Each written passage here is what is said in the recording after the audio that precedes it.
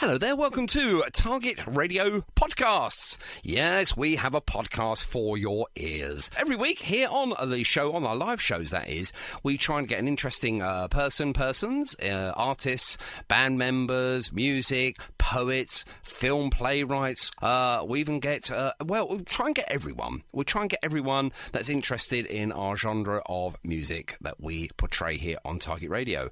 So what we do is sit them down, we have a telephone interview, sometimes a live interview, and we discuss all things in their profession. So stay tuned here.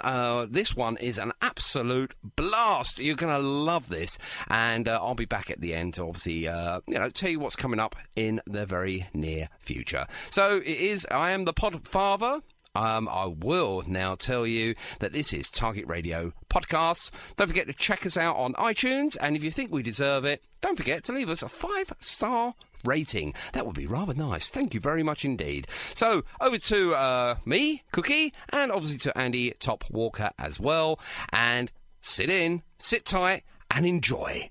This is Target Radio. Dear God in heaven, please let this show go okay, with no major boobs or goofs, or is it goofs?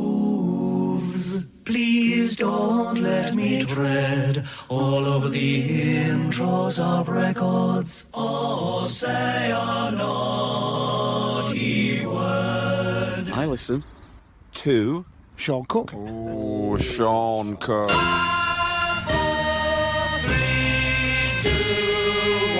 We'd like to say that, in our opinion, it is not suitable for children or for those of you who may have a nervous disposition. Oh, Sean Cook. And a very good evening. Welcome. It's the 26th of May 2020. We're still sort of in lockdown, but there's news now that we may be opening some shops next month. But obviously, common sense, we got to stay safe, ladies and gentlemen. That means you, and wash those hands again. Honestly, my hands are becoming translucent. Google translucent, yes. Yes, you can see right through me. Oh dear. If they get any worse than that, I'm giving up and putting my headphones up. Anyway, I hope you're well. And I hope today has been a great day for you. Not weather-wise, it's been blooming nice. Nice and warm, sunny, but we're not allowed out. And if we are allowed out, we're not allowed to mix with anyone that we don't know. Not that we would mix with anyone. I'm confused. Still, come on. We need some guidance on what we should do and what we shouldn't do. I'll tell you what we should do right now. We should tune in and turn the radio up loud and enjoy what we got for you this evening. We got Johnny Bradley. Yes, he'll be on around about 7:30 this evening, and we're going to have a chat pretty much about anything and everything. Had a little chat with him earlier, and he's a lovely fella. I can't wait to dive in and find out more about what Johnny Bradley does, because he does an awful lot. I don't know if we've got enough time. He was worried about that. Anyway, on tonight's show, we got the Squire, Purple Arts Lambrunners. Another Johnny, that's Johnny Mason, because I forgot to play it yesterday, and I really wanted to play his version of The Changing Man in honour of the Governor's birthday from yesterday. We got the Kinks, but of course we don't start the show unless the Who are ready. And I think they are now. I've been queuing for ages and two come along at once. Okay, shall we do it? And when I say do it, let's call Mr. Johnny Bradley. Do you know, I always get worried at this time of the evening because what happens if he doesn't answer? I mean, if he doesn't answer, the whole show goes completely flat on its backside. Hopefully we'll have Johnny Bradley on the other end of the phone right now. Hello, Johnny Bradley! Oi, oi. There he is. Hang on, you need one of these. privilege so much. Thank you for that. And I spoke to you earlier, and I said the only reason you wanted to come on the show was just for one of those, wasn't it? Yeah, I'm happy now. I can leave now. I've got that. Oh my goodness me! And they all are social distancing. Honestly, they've got their 2 metre rules out, and they're nowhere near each other. Apart from those two at the back again. I keep telling them, stop it, get closer, because you're too far away. We can't hear you. Yeah, they're going now. Get out. Right, they're gone. Right, okay, but who hasn't gone is our special guest this evening. And now I've just got to make sure I've got the right Johnny Bradley, because obviously there might be more than one of you. So, are you the Johnny Bradley that's the mole at the Tip Top Pop show by any chance? I don't know. I think I can give that away. Okay, are you the journalist, writer and blogger at Subcults? Yeah, self-proclaimed that, I suppose, yeah. That's you, and finally, it's 3 more here. It's got so many accolades, Johnny. Are you the co-founder and creative marketing manager at Fairy Scent? Well, that's really my partner's sort of thing, so I sort of she came up with the idea and I sort of helped her put it together, so that's her creation, so check that out. Will do indeed, and your partner obviously is Donna Sayer. Hello, Donna! Hello! Yeah, she's waving, I can see her. And lastly, are you the founder, journalist, writer and blogger, I mean, no mean feat, there's 4 things there, at Mods of Your Generation? I am. I'm the guy behind all. Oh, my goodness me. I think you... Hang on, they're coming back. I think you deserve one more. There we go. Right, as a short one. Brilliant. There we go. We got the right Johnny Bradley. How are you, Johnny? Are you all right? I'm good. Excellent. Now, I know you were extremely worried, obviously, about coming on this evening, and obviously we had a chat just before 7, and we put your mind to rest. And how are you feeling now? Are you feeling much more calm?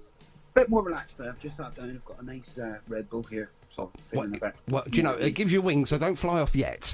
I think my main worry was, will people understand me because of my accent? You know, that was my biggest worry. But indeed. Now, I've noticed that you've got a slight non-English accent there, so tell everybody where you're from, and obviously, most importantly, what accent is that? So everybody mistakes it for Scottish. I'm not Scottish, but I'm from Northern Ireland, but I've been living over here now since 2006 in England. So. Okay, and obviously you've not lost any of that accent there at all. Which, I'll be honest with you, it makes you. It defines the person. I think accents do that. Yeah, I suppose. Yeah, no supposing about it. It blooming well does, for goodness sake. Okie dokie. So you do all of these things. I mean, obviously, I've noticed throughout the whole of, obviously, the intro there, that you do a lot of writing. Now, is that one of your sort of favourite passions? I suppose, sort of, listening to music and writing about it, I'm very critical of my own work. I mean, I sometimes think it's not that great, but it's, I'm trying to share what I feel about the music and with the rest of the world or anybody who wants to read it. So it has become a passion, but later on in my life now that I've started to write. But yeah, it's just nice to sort of help out the band, get the music out there, interview them, get to know them, and get to know the people behind the music. So that's one of the main reasons why that's probably my passion is the music. So, and the writing comes then.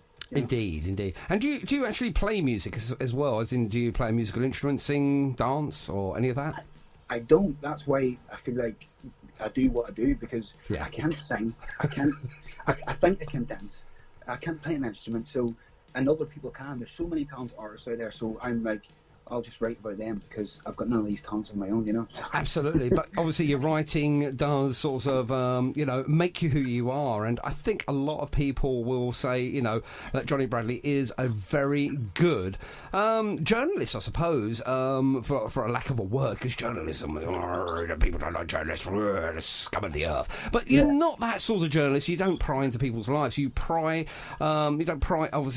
report on the factual and, of the entertainment side of things. So is that something you've always wanted to do?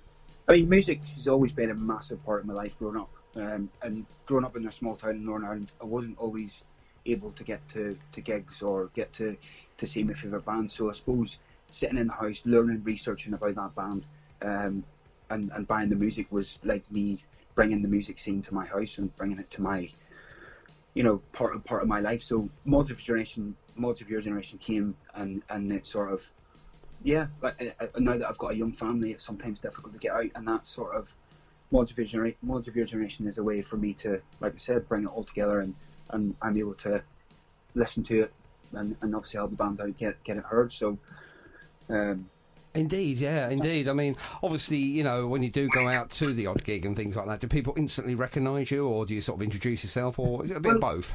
They don't, because, to be honest, this is the first time I've sort of spoke live, or, you know, a lot of people the bands that I interview, they're always shocked to find out that I'm from Northern Ireland, so I don't really put my face out there, because I don't want it to be about me. It's about building a community of people who, you know, a mod scene is very with everybody who attaches themselves to it or influence in a different way.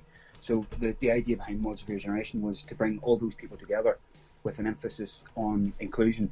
You know, it doesn't matter where you're from, what your background is, what influences you've got, or what kind of got you into the mod scene. I want to bring it all together and promote the best of it, and that's kind of what Mods of Your Generation is about. Yeah, it's about all types of music. People say to me, you know, Johnny, what's your favourite mod track? And I'm like, what is mod? You know, what is a mod track? What is a mod band? For me, it's just music, and that's kind of what I'm trying to put across with Mods of Your Generation. You know, it's for everyone. You know, come and check it out. Even if you're not a mod, you might find out a band that you know. Yeah, I come across that myself, Johnny. I mean, obviously, you know, I go to the odd gig like yourself. Obviously, got a family, and it's very, very hard. Obviously, you know, in these times, obviously, very difficult indeed because it doesn't happen. But prior to the lockdown and everything, it was extremely hard on a Saturday evening when you're working to actually go out and obviously see these bands and artists play. And when you get the rare chance, it's brilliant. Yeah, absolutely. But you know, when it, like, for me, Mods of Your Generation selfishly is kind of for me, because I'm be able to share everything that I enjoy about the scene, and other people are liking it, and they're seeing. I mean, I've got like 11,000 followers now on Facebook, which is unbelievable. You know, wow, something that I never expected to sort of get to. So set up for my own enjoyment, and now everyone just seems to jump on board and loving it. That is good. That's strived me to sort of keep doing what I'm doing and promoting the music, and not just music. You know, I've interviewed our mutual friend Tina Freeman, helped promote her book. And various other offers and different things. So it's all about everything about the scene, everything about mod, or what you want to call mods, and all in one page. And hopefully somebody, like I said, will come along and discover something new, and that's what it's about. And that's what I get from it, really. Yeah, indeed. Someone comes onto my page and they find out that, you know, there's a new band out or there's a new track out, and that's kind of what I get from it, and it's enjoying, you know. I mean, personally, I get inundated with so many new music requests from so many different bands, and it's impossible to listen to every single second of every single band and every single, you know, every day. It's impossible, but, you know, I do sort of like try and listen to as much as I possibly can, you know, at home and obviously in the office and in the studio. But it is very, very hard. I suppose sort of like trying to find... I suppose, I don't like to use favourites, but, you know, obviously, I suppose favourites is the word that we have to look at, I suppose. So, you know, when you're going through all of these many sort of great songs and bands and artists and things like that, how do you sort of like shortlist it? Because obviously it's impossible to do them all. I mean, it is crazy now. I mean, at the start, when I first started, I had to approach bands because, you know, I was unheard of, no one knew who I was. So of course. Now, my email is just off the chain, you know, people constantly messaging, so I try and get through everyone. It's difficult, you know, with my job and with the children and that. Things that stick out in my mind are artists who write about real things, real life issues, real sort of stuff goes on. So those sort of tracks and bands who approach me with albums that are meaningful and sort of daily, like I said, daily struggles of life. These are the sort of music tracks that stand out, because I think music, you know, the listener, we can always relate to it in some sort of way. So that's kind of music that if I feel something at that moment in time, listening to it, then that's kind of what I want to write about it. You know, I want to get, and I want other people to know about it. So. Well, that makes perfect sense. Obviously, you know, you're bringing it to the here and now, and most importantly, obviously, it's something you can relate to yourself personally, and you feel that, you know, a lot of your readers and, you know, from your pages can relate to as well. I think that's a good ethos to have, you know, keeping it real, keeping it live, you know. Yeah, and that's the plan, you know.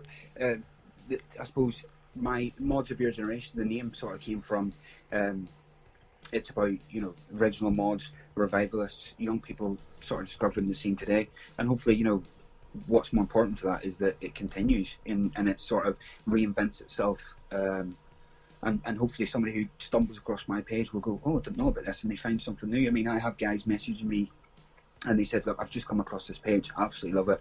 I'm going and buying, a suit, and I'm using your page to sort of influence my fashion and things like that. And for me, that's massively, it's amazing that someone's just discovered what I'm doing and discovered the music, and now they're taking that on board and putting it into their own life. So I mean, that's fantastic. I mean, obviously, it must give you a really sort of, I don't say like a swelled head or a pat on the back, because obviously, we'll go around patting ourselves on the back, we'll break our arms and stuff, but it must give you a real sense of achievement.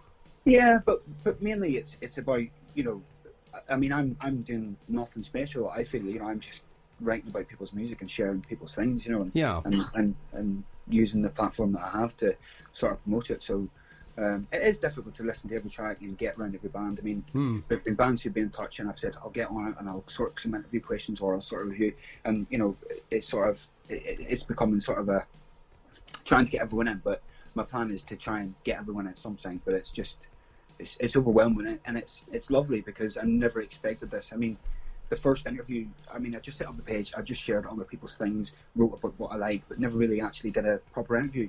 It's Irish Jack, which I'm sure many of your listeners will know, was major influence to The Who, and was mascot of The Who back in the day. And that was that's Irish Jack, isn't it? Irish Jack, yeah. So he got in touch with me and he's like, I love your page, I love everything what you're doing, do you fancy doing an interview? And instantly I was like, oh dear. Like, this is something I've never sort of, I'm not an educated guy, I don't claim to know everything about the scene, I don't claim to know everything about music, but I was like a bit nervous, and I was like, okay, well, yeah, let's do it. And that was my first ever interview, which was scary because I feel like, he's done so much, and I didn't want to mess it up, basically, But I put on some questions to him, he answered them, and it was in the round before the sort of 40th anniversary of Quadrophenia. Yes. Put it out there, and the page numbers just went boom. Everyone loved it, and I thought, this is great. Maybe I can do this again, and I started doing it, and that's really where it came from. So it happened by accident that I started doing the interviews and writing about it. That is fantastic, though. I mean, obviously, when you do an interview, obviously you put a few questions down on paper or whatever. But generally, the interviewee, that's you this time, I let them just sort of like talk, and it is great because then you sort of share so much, and you'll find that the interviews go so well. I mean, when you say you were so nervous because you didn't want to muck up and stuff like that, I don't. When you're doing an interview, I find from my seat, from where I'm sitting now, I learn so much. Yeah. Absolutely. I mean, it's easy what I do. I come up with the questions, but the person that I'm interviewing makes the interview interesting. I mean, I just have to come up with some questions, So the more content, the more they promote themselves, the better for the listener, or better for the reader, and it's better for them because it's about I'm giving them the platform to be able to promote their book, their film, their band, whatever. So, when I do come up with questions and bands sort of, or anyone sort of answers, it's their opportunity to promote, and that's what it's about, I suppose. Absolutely. And just steering away from obviously the music for a second, we'll get back to that in a second. Now, Fairy Scent. Now, obviously, as you said, right at the top of the interview there, I'll have to check it out. Now, obviously, I'm looking at it right now, and this is a home decor. Is this sort of a small or a large business, or what? Yeah, no, it's so we have me and my partner. She's here now. She was upstairs with my daughter, so she sort of stopped doing what she was doing when we had our little girl. She's 3 now. So she was out of work and obviously around the house and thought, what can I do to sort of pass my time, because she's worked all her life. Yeah. So she loved sort of creating things, and she came up with let's make these sort of wax melts. So basically she just went with it, and we sort of set it up, got her insurance, and she sorts it out, and I just advertise and help her out and deliver. And that's basically my role in it, but she does the whole thing herself. That is fantastic. And obviously, ladies and gentlemen, if you are looking for any sort of wax, they're sort of a burning scent, so aren't they? Yeah, you've got a little wax burner with, say, like a tea light candle underneath. The little wax sort of goes on top and melts, and they absolutely smell. I mean, my house always smells lovely. Sometimes it's too lovely. I need to turn it off because it's just overwhelming. But they are really, really lovely. So it gives her something to do now. She's at work when she's got a young child. Yeah. Now that she's 3 and she's going to be starting school in the next couple of years, then she'll get back to work. But yeah.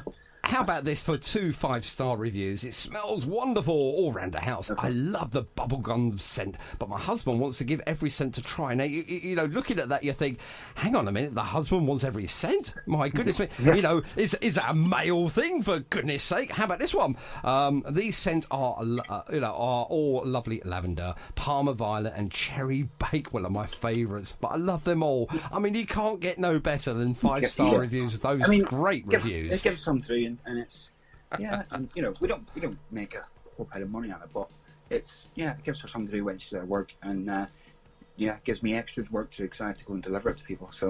Of course. Yeah. Okay, let's talk about subcults then. And this is music and fashion subculture. And you want to tick on to, obviously, Johnny Bradley's page, and then you'll see a link there. Or indeed, if you want to bypass Johnny's page, why would you want to do that? But if you do, it's subcults, and that's with a Z. So it's a music and fashion subculture page, and it's live events, band management, record label, and website.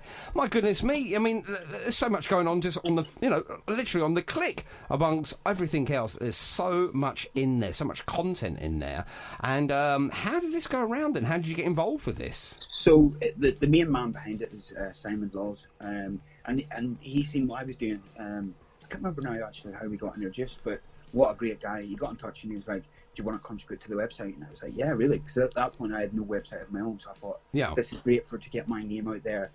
So I just started the reviews and the interviews that I was doing just on my Facebook page before I had the website, started putting them up there. And he's such a mentor for unsigned artists and bands. He's got a great band. I'm sure you've heard him, Subsetters. Yes. Unbelievable stuff. So he manages that band. So I take no credit for anything that Subcults do, but I just have a small part in putting some of my reviews that I do already onto the website. But he's like an anthology of music. He's a skinhead, so he knows.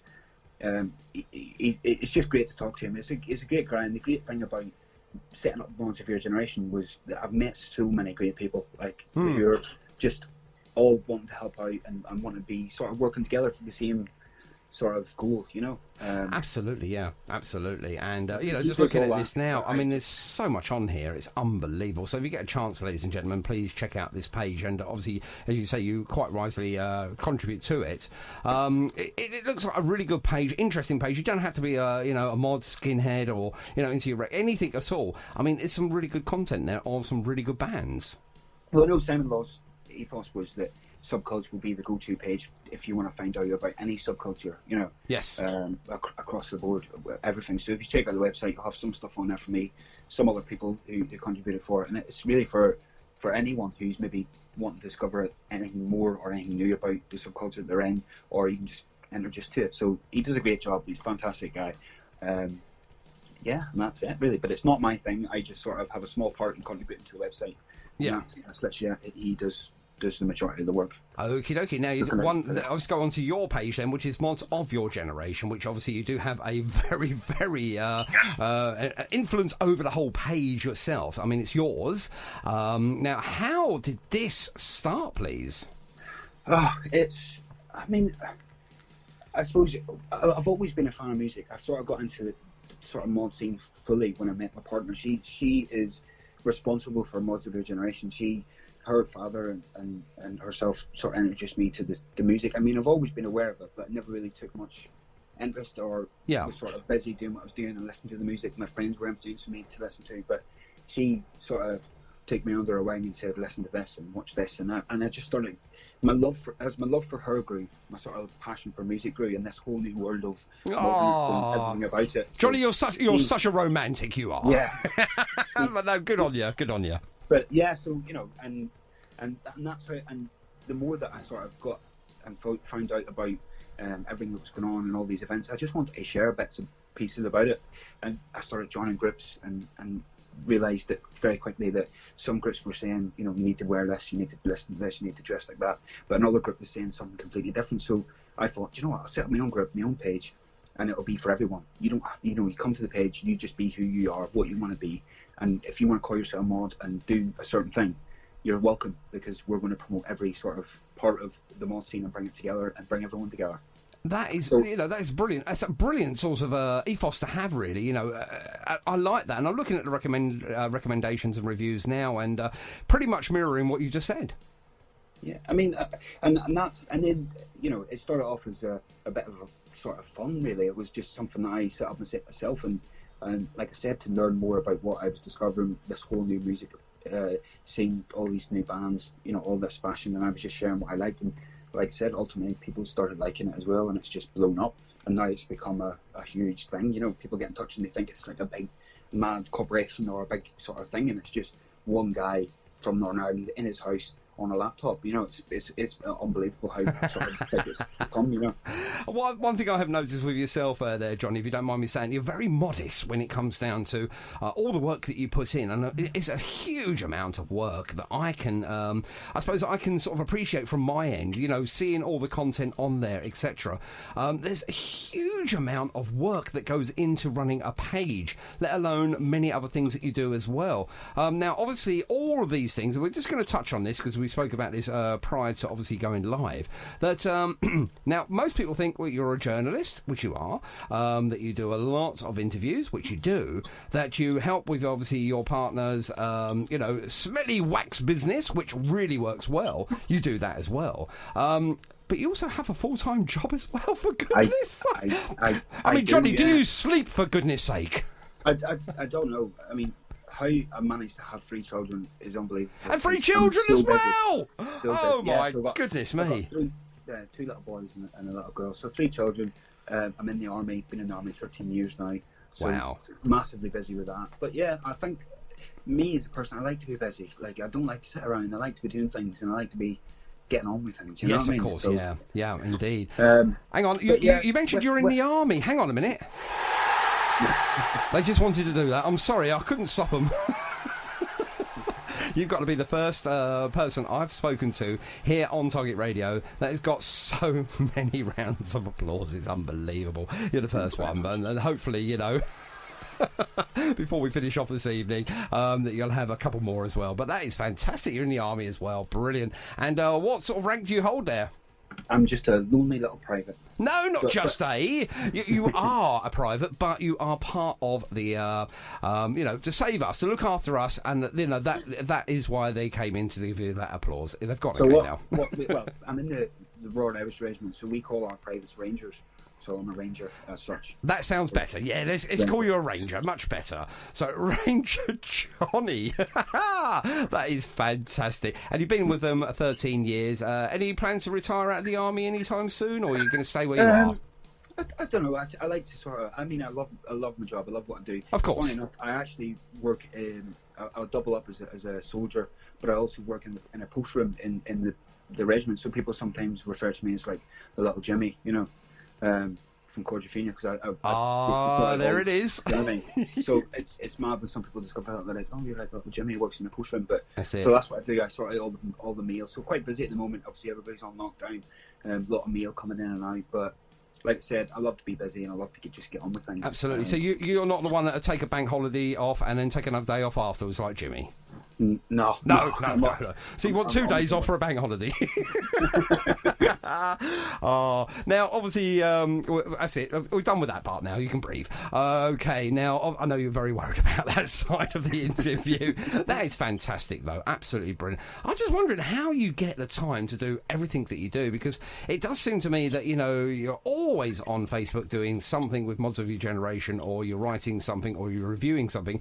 And you touched on a lovely young lady that makes dog books and stuff. Tell us a bit about that, please. I mean, she is a sweetie, isn't she? So Tina has just become like a massive friend, part of my life. She's such a lady. Her. She's such a lovely lady. Do you know what I mean? She's easy to get on with. Do you know, you're completely right. First met, you will never forget her, and I mean that in a positive sense. She is such a bundle of energy and enthusiasm, and she's so creative. It's unbelievable. Oh, yeah, she's amazing. So I was searching through Facebook, came across this Kickstarter about this new book based on Corjafina called Stinger, and I was like, wow, this is amazing. My kids sometimes say to me, Dad, what's Corjafina? What's it about?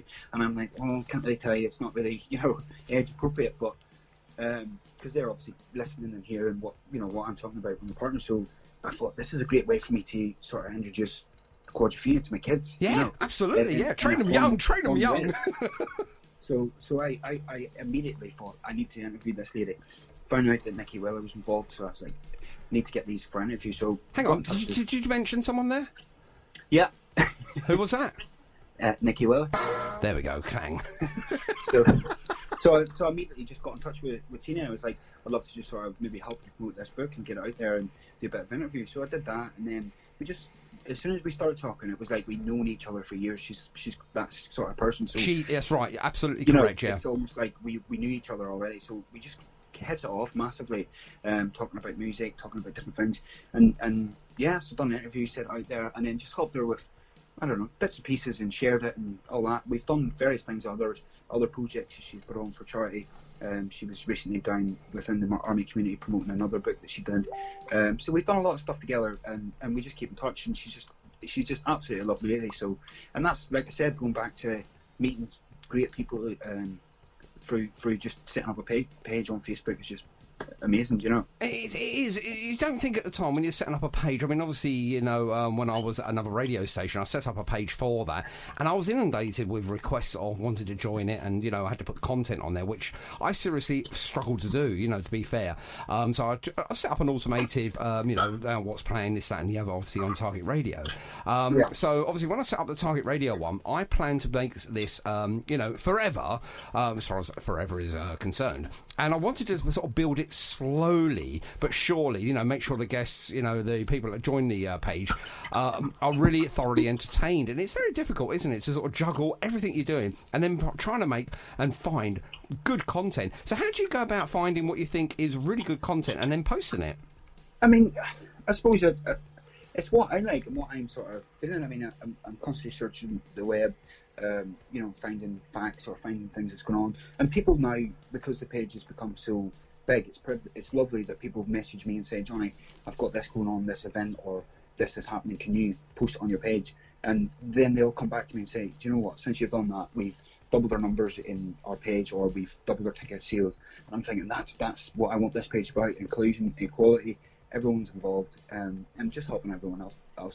That's indeed really what it's about. But so when did you realise that you actually are quite a decent writer? I don't know. I do not know. I don't tend to know everything about the mod scene, and like I said, the Mods of your generation is for me to learn more, because I think that you'll never know everything, and there's so much out there that you can learn and discover. So for me, it's about learning about it. Like I said, other people learning. I don't know. I mean, I'm always critical, like I said, about my work. I don't know. I mean, I'm uneducated. I've got no GCSEs. I just write how I feel and what the music feels for me, or what I like about a certain thing that I'm reviewing. So I don't know if it's any good. My partner always tells me that I'm amazing, but that's her. No one else ever really says it's good or it's not good, and I feel like, I just put it out there, and if they like it, they don't like it, then fine, Well, how about then I can sort of confirm that you are amazing with 11,996 people, all part of the Mods of Your Generation page, which is absolutely fantastic. And they're there, so obviously what you're doing, you must be doing something half decent, because they haven't gone anywhere, have they? Yeah, I mean, and it's lovely, that people feel that they're part of it, and I sell bits of merchandise and badges and mugs and stuff. Mainly, I don't make any money off it, but it's about getting my name out there. And I'll go to an event and someone will be wearing the badge, and I'll be like, they don't know that's me, because people don't know it's me behind it all. No. So for me, it's amazing to go somewhere, and see someone just wearing the pin badge that I've sold to them, and it's just great that people are involved, and it's, like I said, it's all about inclusion. Everyone's welcome. And that is fantastic, because I wanted the same persona. I mean, when I started radio and started doing unsigned music, mod and this, that and the other, and then obviously going into the unsigned sort of realm with Target Radio, I wanted to remain, obviously I just wanted to be a voice. And it was several partners that I was with, with Target Radio, setting it up and everything. Now, obviously they're not with us anymore, unfortunately. Said, no, you've got to do Facebook Live, you've got to do this, you've got to do that. And obviously, with another radio station I was with, again, we've done some live sort of video feeds and stuff like that.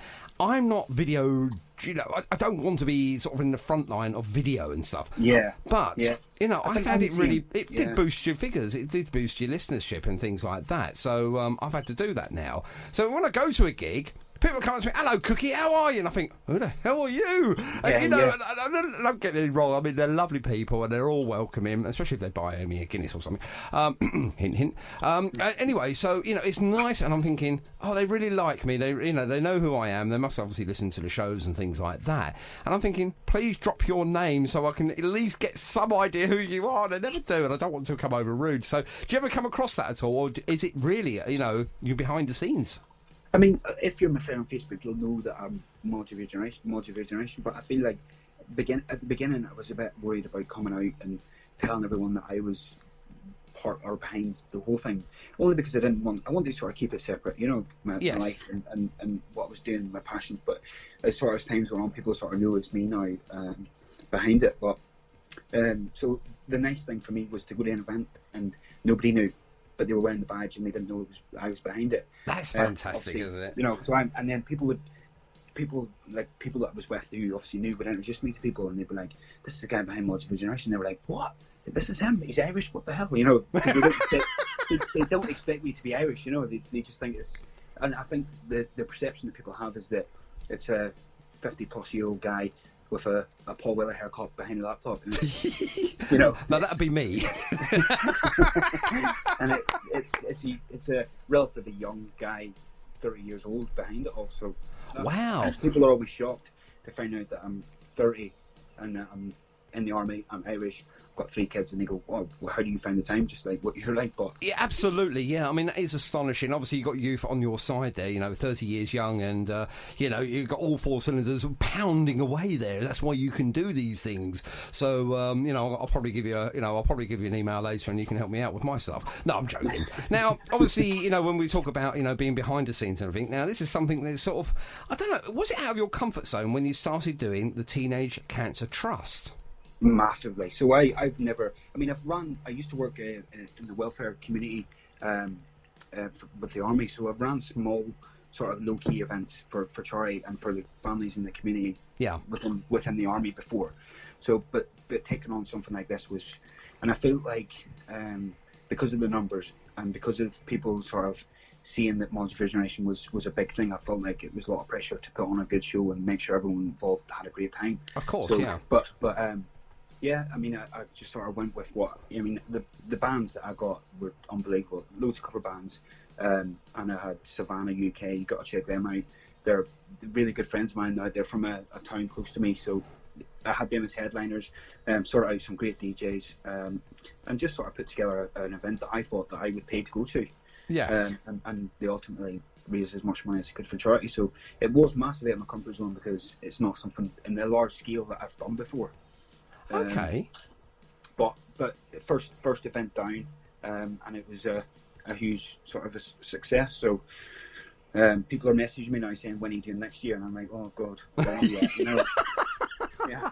That's the problem. If you do a really good job, you've got to do it the year after and the year after that. I suppose, you know, getting things like a letter in your post today saying you've raised £2,187 and 50 shiny new pennies is absolutely, you know, an achievement in itself, but that must really make you feel rather good inside. Absolutely amazing. And, you know, like, it was sort of the last event that was a lot of people attended before the lockdown and everything. Yeah, else. you were very lucky, actually. Yeah, you were very Yeah. lucky. You got in there first, and obviously just before the lockdown. I think you had, maybe 20/20 vision, and you knew what was going to happen, so you got there early. Yeah. Because I was part of the latter part of the March of the Mods this year, and unfortunately that got. Well, I like to use the word postponed, not cancelled, because it may happen. Which is a shame, really. I mean, but I was quite lucky to get mine in. Yes. You know what? I don't want to take all the credit. My partner, Donna, she had to listen to all the gripes, all the complaints, all the stresses throughout the whole time that I was organising it. So, and on the day she was on the door, I mean, you wouldn't put me in the door, but she was, you know, put her lovely face on the door, welcoming everyone in, you know, and she helped out with the organising and having to listen to me complaining. But you know, it was a great. My 2 young lads, they walked around with their little Jam t-shirts on, and they raised £750 alone on the raffle. Oh my goodness me! So they they done a great job, and everybody, I suppose, because they're two little young lads, everybody was just throwing money at them. So they raised that, like I said, 750 quid. So it was, everyone sort of got involved. That had, the DJs were unbelievable. We had a guy, Mick Reynolds. I don't know if you know him. I know Mouldy Mick. Yes. So he goes by Mouldy. So he sorted out the DJs, some cracking DJs on the day. And really, I felt like on the day I had nothing to do, because it was all being done and everybody was playing their part in their role. We had a brilliant compere, James Hopkins. You've actually come out if you've got a wedding or any sort of event coming up. So he sort of helped out the daily running.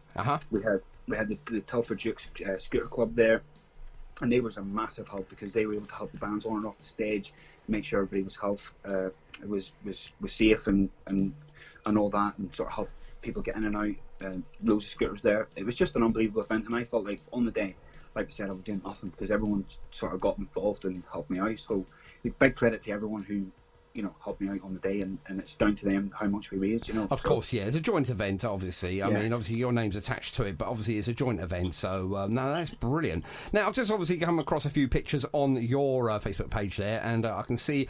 I love that. Oh, dear. No, unfortunately, not oh, dear. In fact, I can't pick at this, because it's absolutely fantastic. You in the boating blazer stood in front of I think it's a Vespa, isn't it? Yeah. It's a Vespa. That looks absolutely lovely, actually. Is that yours? That's not mine. That's my partner's dad's Vespa. Fortunately, he sold it now. I have got my own one, blue one, nice mirrors, stuff in the front. But yeah, I just haven't had it out for a while. But that was his. I was just jealous that I hadn't got mine yet, and he had got his before me. So I was like, I'm taking this opportunity to take this picture in front of it. But yeah, that's his. There you are, with your L plate on there. Yeah. I can't afford to go and do the big test, though. I do have an L plate, but yeah, I'm not ashamed of that. I haven't got the money to go and pay for the big one. No, absolutely not. It's all close to me now. Absolutely. Do you know, you don't have to have one on the front, you can just have one on the back, by the way. Apparently so, anyway. Yeah, that's what I've been told. But no, I'm loving this. I mean, obviously, you've got so much going on there. Like I said, you know, I can see with Tina Freeman there. She is so lovely. I love Tina. Yeah. She's lovely. I mean, and Tina was responsible for sort of, so while I was in and around when I was doing the interview, where she introduced me to Rick. So that's how me and Rick kind of come chatted on the phone, and instantly just had it off as well. And then he told me about his radio show. Now, I'm not sure if Rick actually deserves one of these. When we talk about Rick, that is Rick who? Bardsley. Well, we'll give him one of them anyway. He'll enjoy that. That's all he's getting, though. Now, Rick obviously is joined up with Target Radio, and he's now doing a show every Saturday. Might as well get a cheap plug in for him.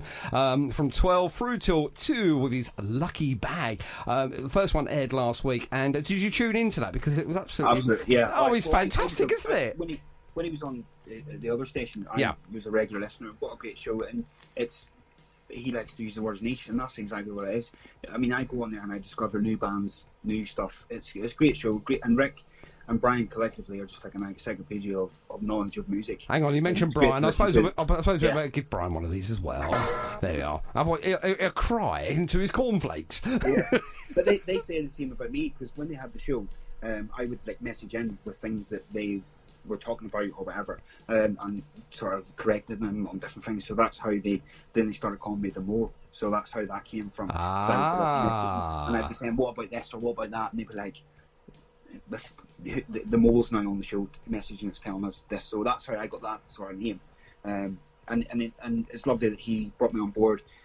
I really have no idea what my input into the Tip Top Pop show is, but he rings me up and tells me, Johnny, do this for me, and I just do it, because he's just that sort of personality where you just do things for him, and he's got a great sort of imagination and just puts ideas, and we share things together. So I tell you what, Rick and Brian, collectively they are absolutely fantastic. Individually, they also are fantastic, and it just oozes from them like your good self. You know, there's so much coming from those gentlemen, including yourself as well. So there's, between the three of you, I think you've got the mod market sort of sorted out. Really, there's everything there. Really, you've got your music, you've got your clothes, you've got your pictures, you've got your tireless efforts into sort of raising money for brilliant charities, as we said, Archer the Mods, etc. You do an awful lot. What's your downtime like? I suppose much of your generation is my downtime. But yeah, I think going back to Lucky Bag, that is exactly what it is. I mean, it's not just you it's about you'll discover punk, maybe some metal bands, some mod bands. It's literally collectively everything. So credit to those guys, and it's great to even just know these people and they know me. Like it's a lovely feeling that somebody out there feels that I can input into their show and sort of help promote it. So I sort of help with the Facebook page, just sharing things and sort of helping them get advertising and help out. So and when I go down to the studio, I'm there and I've got a live band in front of me. It's like a private concert, so it's amazing. It does give you that really nice buzz. I mean, when I went to see From the Jam in Guildford at the G Live Centre here, obviously I was given a sort of VIP pass because, not from the Jam, but the support group, which was the Serious Chord Squad at the time, they were supporting From the Jam. And obviously I was allowed to go in early, which was really nice as part of the media, and I watched these guys rehearse, and then obviously From the Jam came in. And do you know, really nice fellas, the two of them, Bruce Foxton and Russell Hastings, really down-to-earth fellas, and, I got to see them rehearse as well, and I was going, oh, that was like my own little private concert, that goes through the back of your mind. It does give you a real thrill to do what you do, and that's your payoff, isn't it, really? That's it, and, bands will send me the music. I mean, I get free music, I'm reviewing their stuff, they send me the merchandise, and it's lovely. I mean, I'm getting free stuff, and in return, I'm sharing their music and sharing their stuff. So it is lovely that, I don't think I've bought any music, in a long time because... Oh, it's down to you then, is it? Get in touch with me saying, I'll send you my CD and I'm like, happy days, and I get to listen to it in my downtime, listen to it with the kids. We're all jumping around the living room.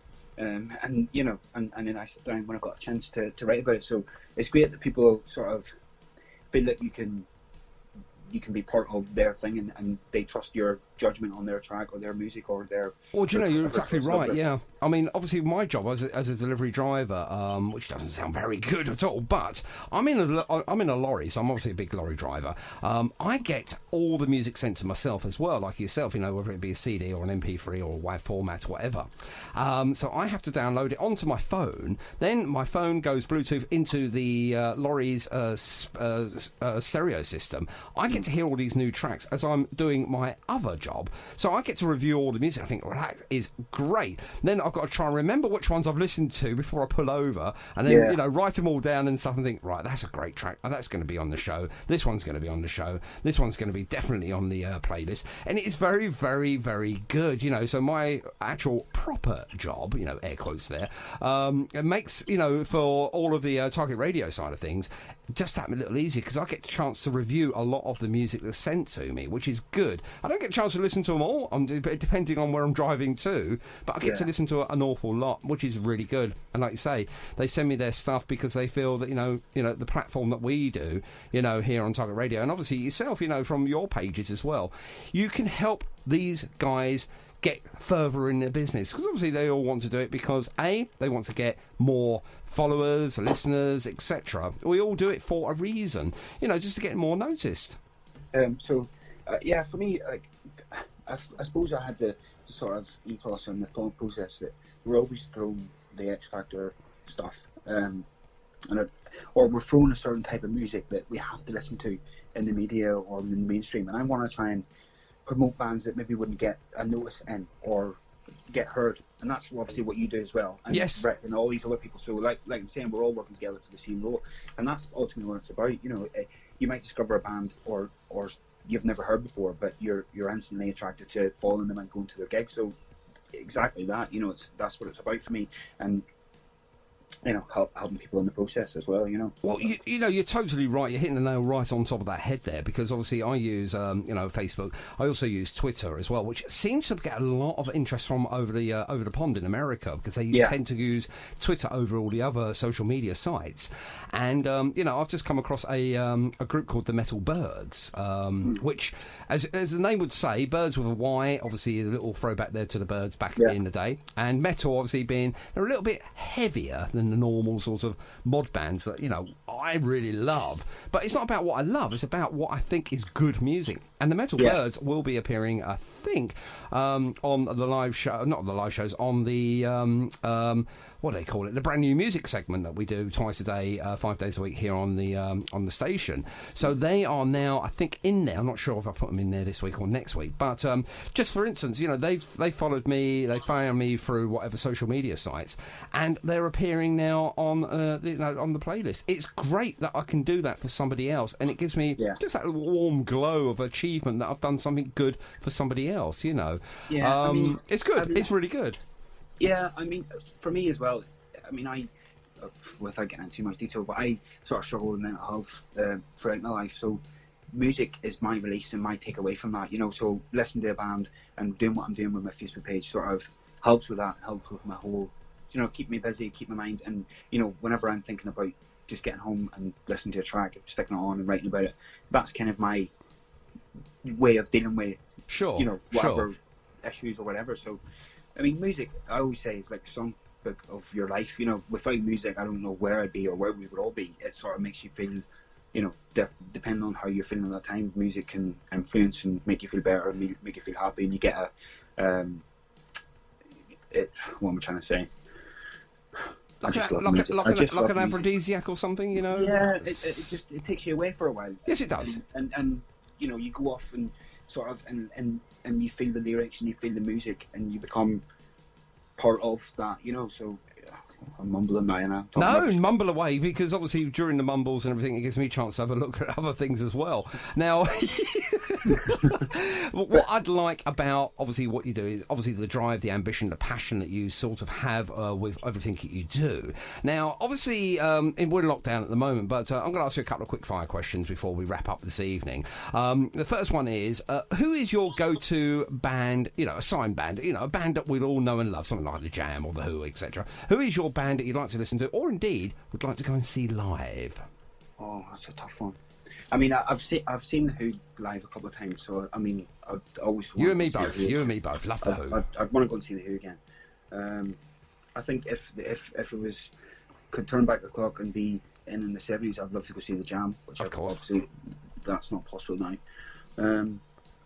But yeah, I mean, I just go any event and music and listen, you know, I'm happy to go to any event, but yeah, I think The Who, The Jam, love to go see the Kinks. Now there is something on the horizon. All I'm going to say at the moment, I don't know, and I'm going to be completely honest, I'm not in the band camp itself. I don't know exactly what's going on, but I've heard rumours, innuendos, whatever you want to call it, that they are together. They've stopped falling out. They've stopped arguing, and we're talking about Ray and Dave here. They're best of friends, and obviously being brothers, they are the best of friends again. And they are recording new stuff. Whether they're going to tour with it or not is something that is a possibility. Now, trust me on this one, you'll probably be at the front, and so will I. We'll probably end up standing next to each other, because I tell you now, I'm monitoring the Kinks websites, I'm monitoring all the other websites as we speak, near enough, to see if any news is going to get out, because I'm not going to tell any bugger on Target Radio until I've got my ticket, and then I'll tell everyone after that, but I'll let you know as well. Keep me updated then on that one, because we'll definitely be there together at the front. It's got to be done, isn't it? And if I could blag a couple of free ones, then I will. Speaking of, I'll tell you the music. I'll just tell you an amusing story about Ray Davis very, very quickly. My mum, she was quite young when she had me, but she used to work at Heathrow Airport. It was called London Airport back then, and they got off the plane. I'm not sure exactly where they came in from. Ray Davis, who was single at the time, actually was chatting up my mum. This is before I was born, and she said, "You're very nice, but I prefer your brother." Oh, dear. Now I said to her, "You crazy?" I said, "Why didn't you go out with him? I could have been the long-lost son of Ray Davis, for goodness sake." But obviously that happened a couple of years before I was born, so it didn't work out. But I might use that against him if he does appear to have a, something like a tour. I might say, "Do you remember my mum that refused a date with you?" Straight in the door. There we go. I might use that. You know, you never know. It might work. It probably won't, but we might work that. Definitely. So I'll keep my ears and eyes open for that one. Right, okie dokie. Now, Johnny, how do we find you on the internet? So if you just type in Multiple Generation on Facebook, you'll find me. I'm on Twitter, I'm on Instagram, and I've got my own website now, which it's a work in progress. It's not exactly how I want it yet, but you can check out www.multiviewgeneration.com. Perfect. Lovely. That is great. Now, is there anything I've missed, or is there anything else you would like to say at this stage? Yes. So, speaking Good. of Bandcamp, I've recently hit it off with a new friend of mine. His name's Tom Hilton, and he's another guy who just does amazing stuff. He's on another level of the stuff that he produces. He signs. So if you check out Aldora, Breton Records, he also has a Bandcamp compilation where you can go on there, check out all the latest bands. And it's a broad horizon of music all over the world, so he does some great stuff on there. So I want to give him a shout out. Oh, that is fantastic. And obviously I've been part of that, shall we say, emails and messages and everything with Tom. And I've got two of the songs that I want to play. I'm not going to play them until next week. I'm actually arranging to see if I can get at least one of those artists for next Monday's live show to have a little chinwag, play the song, obviously find out a little bit more how the song derived, and from there, and see how we go. But that is absolutely brilliant, and it's funny how now our paths are crossed. Yeah, I mean and he does so much. I mean, he's a guy I look at and go, how do you find the time? Yes, unbelievable. So I mean, he's working along with Rick, putting some bands on the Tip Top Pop show. Unbelievable. If you want to know how to do it, he's the guy to sort of look at and see what he's doing and discover new music. I mean, there's some stuff that he's put on the compilations that I'm like, wow, unbelievable. So yeah, definitely check him out. Absolutely. I've just gone onto your website, actually, the Mod Generation, or Mods of Your Generation. It's absolutely brilliant. It's beautiful looking, and like you say, it's got loads of stuff on there. So I would say check out that as well as a brilliant, something else you can do. It diverts you away from Facebook. You're not going to get no pings coming up by silly messages saying, "Oh, I'm having a sausage sandwich." I'm not being funny. I don't use Facebook for watching people eating sausage sandwiches, unless obviously they're going to let me have one as well. But no, I think you do what I do, in regards to Target, with Target Radio, and obviously with yourself there, with the many bits and pieces that you do, obviously with Subcults, and then obviously with your own Mods of the Generation, is that you're using Facebook to obviously highlight your passions, your loves, and obviously your work, and using it to your, to the availability of others. Well, that's it. I think that people lose sight of it, but that's what Facebook's about. I think there's so much negativity on it. And hopefully, if you come to my page, it's all good stuff, and you enjoy getting amongst it and researching and finding out new stuff. So I feel like that's what Facebook's there for, full of positivity, loads of inclusion, sort of bringing people together. Yeah. And you can also check out, the notes tab of the Facebook page. And I've done interviews with cover bands, and people are like, oh, I'm not really sure about cover bands. And the reason behind to do that is because, a person might discover a cover band, go and see them, listen to a track, and that'll introduce a whole new anthology of music to them as well. So I like to promote everything, from cover bands to original music to authors, everything about the scene. So perfect. There's some stuff on there as well. Well, that's brilliant. And obviously you mentioned a jam, and obviously that's the song we're going to play in a second. Obviously the group that we're going to play in a second for you. But before we do that, I'm just getting them back in now. I mean, we're talking about 25,000 people back into the studio for a nice big round of applause at the end. And obviously, I have to have big premises because they're all social distancing themselves as well. Yeah, but definitely. I've got to tell you now, before you go, you were very, very nervous before you came on. You were so worried about if people weren't going to understand you, because obviously you've got a slight accent there, an Irish accent, and I said no, rubbish, absolutely perfect, everything was going well. And guess what, we were supposed to talk for about 30-40 minutes. Well, we've been talking for 53 minutes and 36 seconds so far. I told you, time flies, doesn't it? Well, that's what happens when you put an Irish guy on radio. He'll never shut up. Well, I've worked with plenty of Irish people, and I totally agree. It's like you never, and I'm going to be this with no disrespect to any Irish person out there, including your good self, Johnny, is never go out for a pint with an Irishman, because unfortunately you can't count. Yeah, you're okay. for me, I don't drink, so you're okay with me. Oh, that's all right then. Yeah. So if we go out for a pint, it will be orange juice or a Coca-Cola or something like that. Other soft drinks are available. But I went out. I made this mistake once. I'm not a very heavy drinker myself. I do enjoy a Guinness, funny enough. But that's the only sort of tipple I'll have, and that's once in a very blue moon. I remember going out at one lunchtime, saw a lunchtime drink with some of my fellow workers, which happened to be all Irish. And I said, do you want to come out for a quick drink? A quick pint. And I said, yeah, I'll come out for a quick pint, thinking it is a quick pint, as in pint, not pints. An Englishman's quick pint. Yes. Do you know something? He kept buying me all these drinks, and I went, I don't know where you're putting it, but I can't put it down my throat any quicker. How are you doing this? And then go back to work, and they're absolutely fine. I'm going back to work feeling rather woozy and thinking, I shouldn't be at work. And that was the first and last time I ever went out for a drink. No disrespect to any Irish person out there with an Irishman. That's my story take on that one. But Johnny, you've been a star, my friend, and you've been really, really good. Nothing to be nervous about, was there really? No. I mean, until I listen to it back, and I'm like, oh dear. Oh dear, yes indeed. Don't cookie talk a lot. But you know what, as well, what you do on Target Radio, unbelievable. People who are listening need to just tune in every week and every. I mean, you're on 24 hours a day, aren't you? It does seem like I'm on actually talking 24 hours a day as well on this. I think I do it in sleep. Not that I actually sleep a lot, but I do a Monday night, an hour, just obviously just get into the groove. But Tuesday is the main show. Then I do a new wave, sort of post-punk on a Friday as well, which one of my other passions as well. Because I don't think music should be limited to one genre of music. Hang on, you like mod, but you like punk? What's that all about? No, you can't do that. Yes, I bloody well can.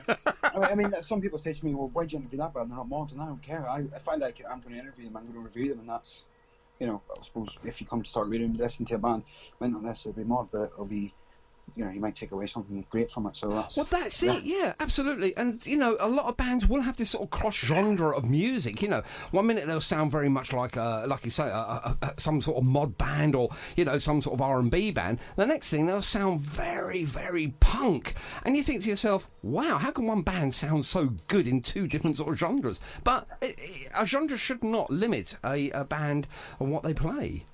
Absolutely agree.